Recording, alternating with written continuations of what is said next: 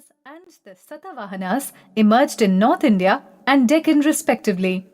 Both the kingdoms declined around the middle of the 3rd century CE. Prior to that, in the middle of the 4th century CE, a new empire arose in the Ganga Valley which had control over a large part of India. It was Gupta Empire which left a deep cultural impact not only on the subcontinent but also on the adjacent Asian countries as well. We get information about this dynasty from inscriptions, coins, monuments, and literary evidences. The rock-cut temples of Ajanta, brick temples in Kanpur, Deoghar, and Jhansi give us good insights into Gupta times. The account of Chinese pilgrim Fa Hien gives us a vivid description of the period. Abhijan Shakuntalam and Meghdut, written by Kalidasa, provide a glimpse into the socio-economic conditions prevailing in the period. Trivia: a major numismatic event to take place after the annexation of Malwa, Gujarat and Saurashtra regions to Gupta kingdom was that Chandragupta Vikramaditya issued coins with his Kshatrap type bust on obverse, and on reverse he placed a guard, an eagle, in center instead of Chaitya, and sun or star with Brahmi legend around, imitating Kshatrap fashion. Param Bhagwat Chandragupta Vikramaditya around the center. Chandragupta I. The first important king of this dynasty was Chandragupta I, who ascended the throne in 320 CE. His marriage with Kumar Devi, a Licchavi princess, increased the political prestige of the Guptas. He had his capital at Patliputra. He extended his influence over Prayag, Allahabad, and Saketa, Ayodhya, in Uttar Pradesh. He occupied Magadha, which was rich in minerals, and the fertile Ganga Valley, which made him powerful. He took the title of Maharaja Adhiraja. Samudragupta. Chandragupta I was succeeded by Samudragupta, who is regarded as the greatest ruler of Gupta dynasty. He was an ambitious king and occupied Delhi and western Uttar Pradesh and fought against the kings of Odisha. Apart from being a good ruler, he was a scholar, musician, poet, and warrior. He was so powerful that he received tributes from the kings of Nepal, Assam, the Kushanas, the Shakas, the republics of Rajasthan, and even from the king of Sri Lanka. He is referred to as Indian Napoleon because of his military achievements. He patronized music and was an accomplished veena player. Some coins of this period show him playing a veena. We get valuable information about his military achievements from a Prashasti inscribed on Allahabad pillar inscription. Prashasti is a Sanskrit word meaning in praise of. Although Allahabad pillar was erected by Ashoka, but the Prashasti on this pillar was written during the Gupta period. It was composed in Sanskrit by Harisena, the court poet of Samudragupta. Chandragupta II. Vikramaditya. Chandragupta II is also known as Vikramaditya, as powerful as the sun. There are inscriptions about him found at Udaygiri, Mathura, Sanchi, and on the iron pillar at Mehroli. He was a great warrior and a diplomat who sought to increase his kingdom through marriage alliances. Thus, he added Gujarat, Malwa, and Kathiawar to his kingdom. He defeated Shakas and won control over busy ports of Bharuch and Cambay. He made the trading town of Ujjain his second capital, which further strengthened his control over trade. His court was famous for the presence of 9 famous scholars who were called the Navaratnas, or 9 gems.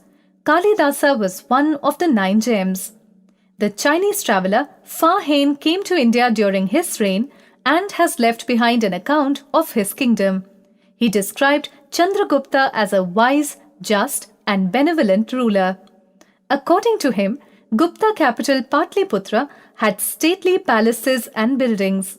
The people were law-abiding and honest. Laws were simple and punishment was not too severe. With the end of the Gupta dynasty, a number of small kingdoms arose in North India. About 100 years after the Guptas, a king named Harshavardhan united the small states of North India and set up a new kingdom.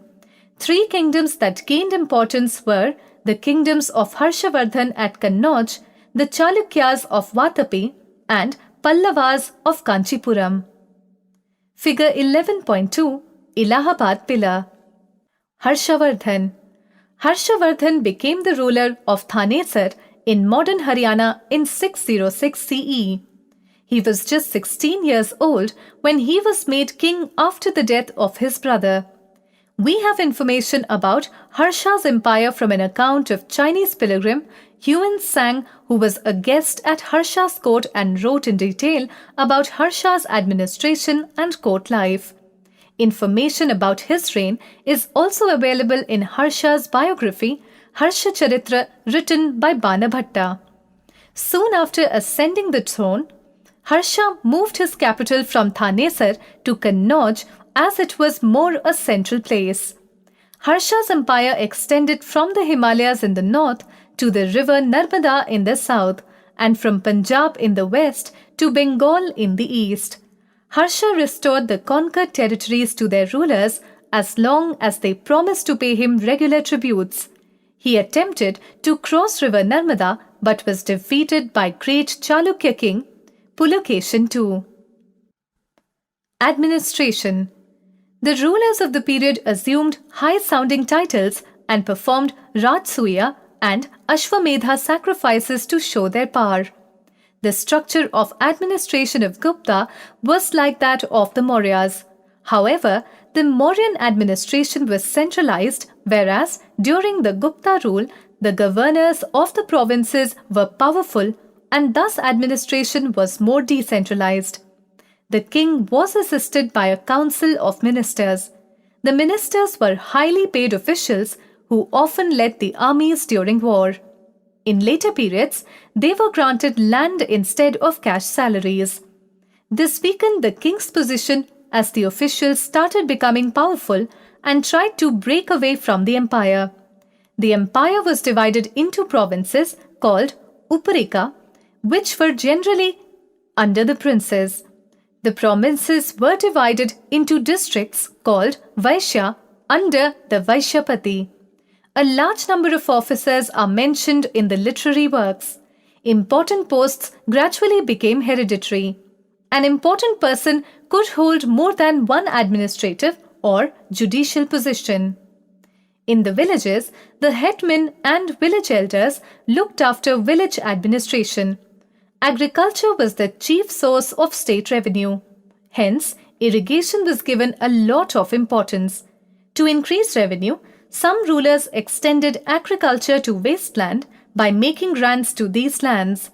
Most of the rulers took steps to promote both inland and maritime trade.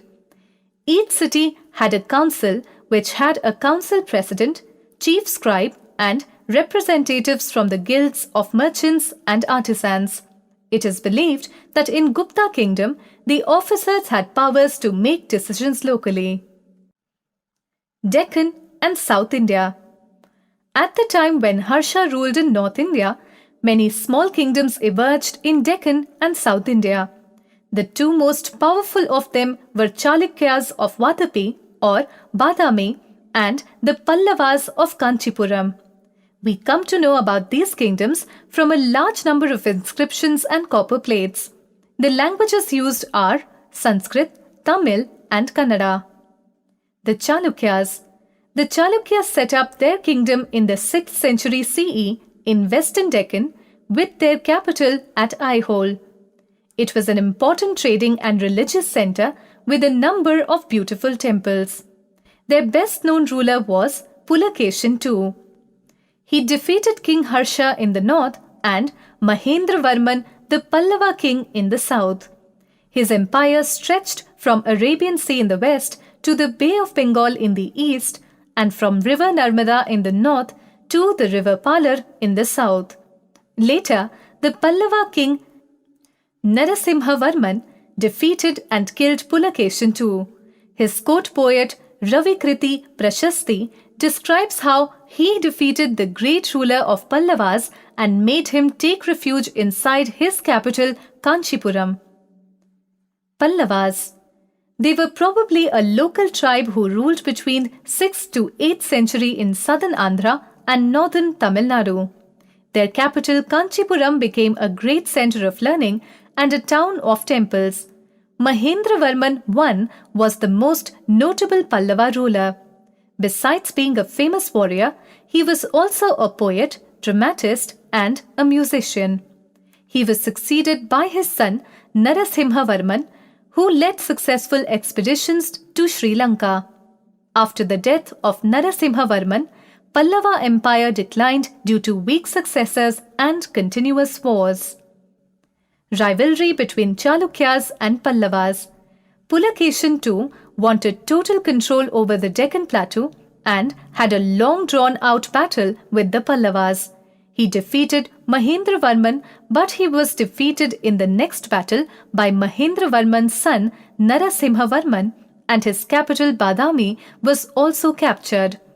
The struggle for supremacy went on till the middle of 8th century CE, when both the powers declined. Local assemblies in South India. Under the Pallavas, local administration was controlled by three kinds of assemblies. A village assembly, which included all classes of people who owned land within the village, was called Ur. A Sabha was a Brahmin assembly found in villages where all the land was owned by Brahmins. In a similar manner, there was an organization of merchants known as Nagaram. These village councils functioned through several committees. Each such committee looked after special tasks like roads, temples, irrigation, and other affairs of the village. There were many other local assemblies depending on the population of village or town.